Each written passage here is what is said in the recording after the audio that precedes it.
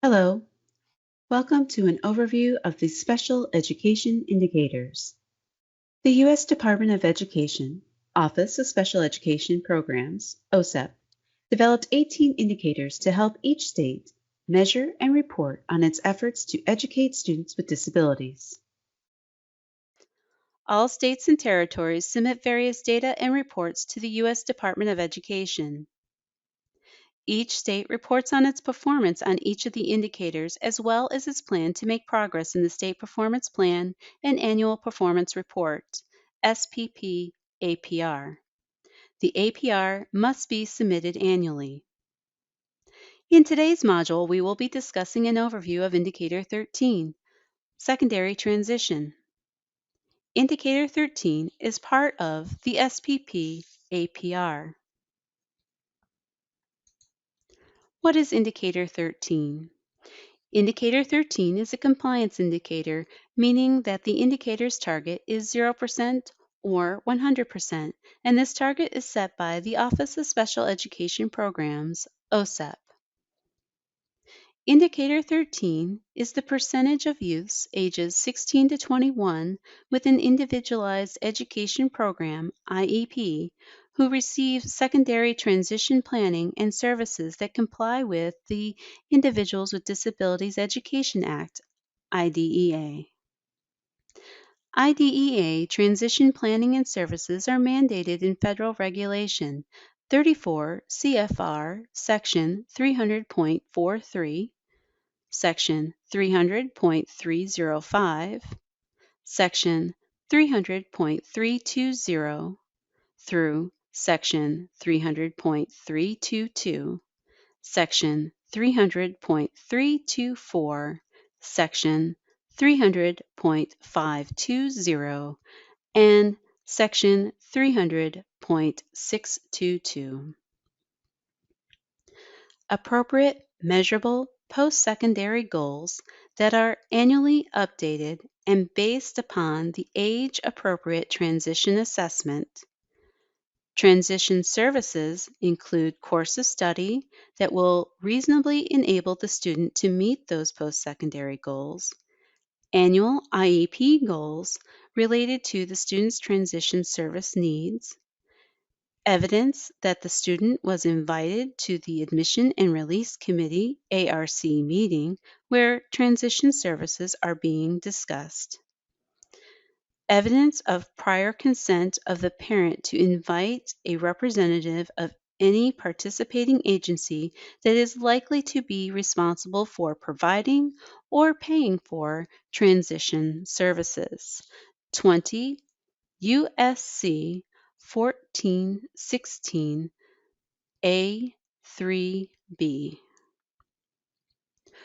Why is Indicator 13 important?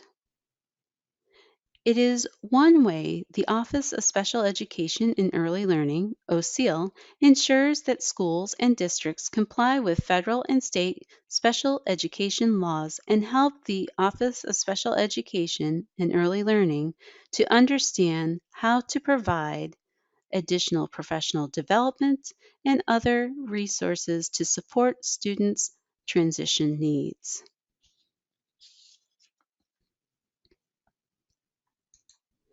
Data collection.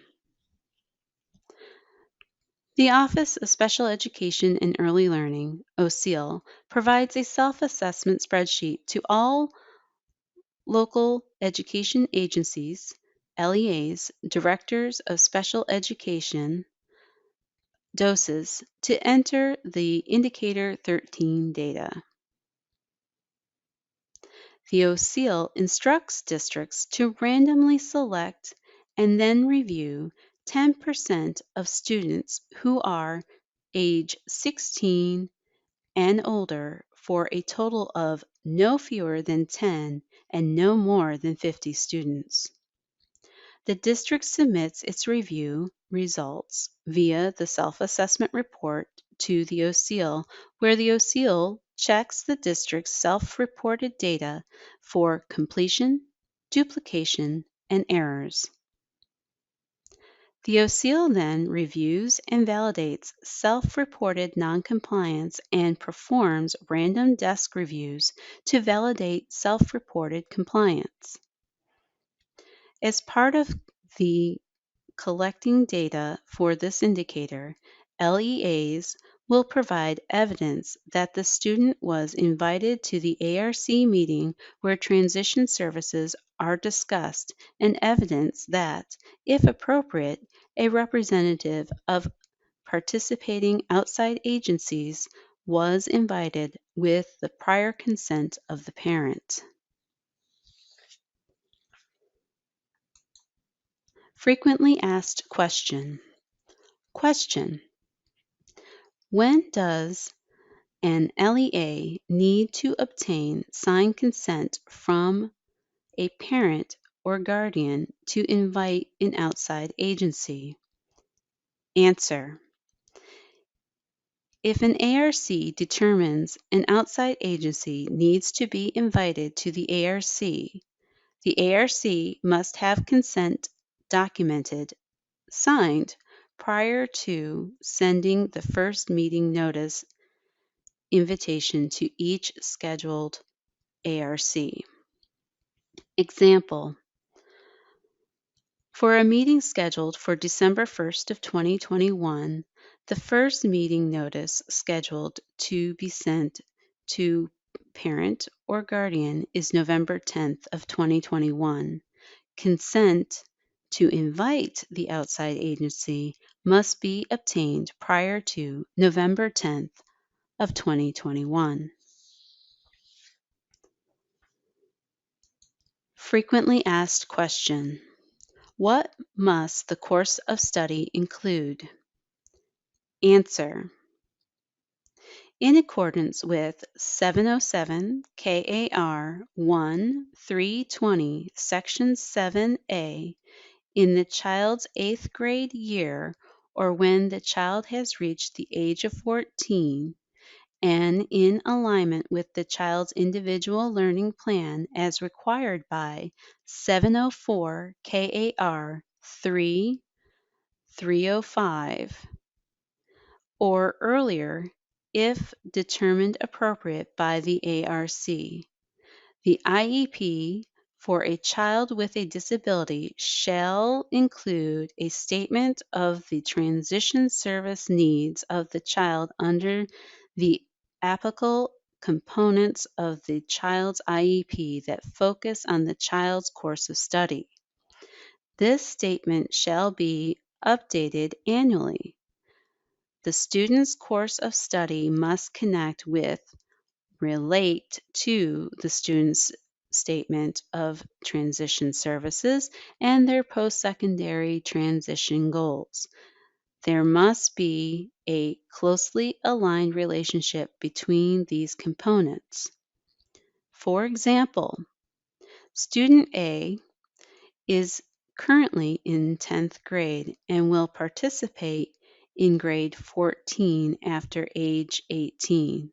The IEP should include a course of study for grades 10, 11, 12, and 14. Frequently asked question. Question. If a student's post-secondary goal is still the same, but the regulation requires it to be updated annually, can the ARC have the same post-secondary goal on prior or current IEPs? Answer: yes. However, the ARC must document in the ARC conference summary or in the transition section of the present levels section of the student's IEP based on data gleaned from current interviews or assessments. The student's post-secondary goal remains the same. Example: a student's post-secondary goal in the 2019 to 2020 school year was to go to trade school to become a welder. The student's current post-secondary goal for the 2020 to 2021 school year is to go to trade school to become a welder. The ARC would need to document in the ARC conference summary or the transition section of the present level section of the student's IEP that, according to the interview with the student during the ARC, he still wants to go to trade school and become a welder.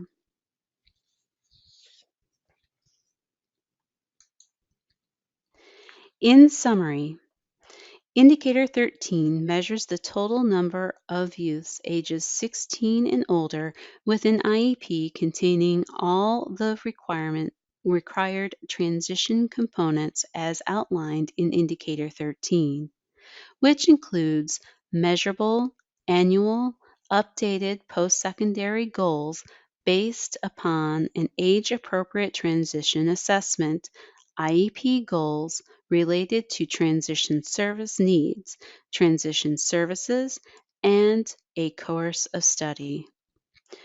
Here are some additional resources for your review.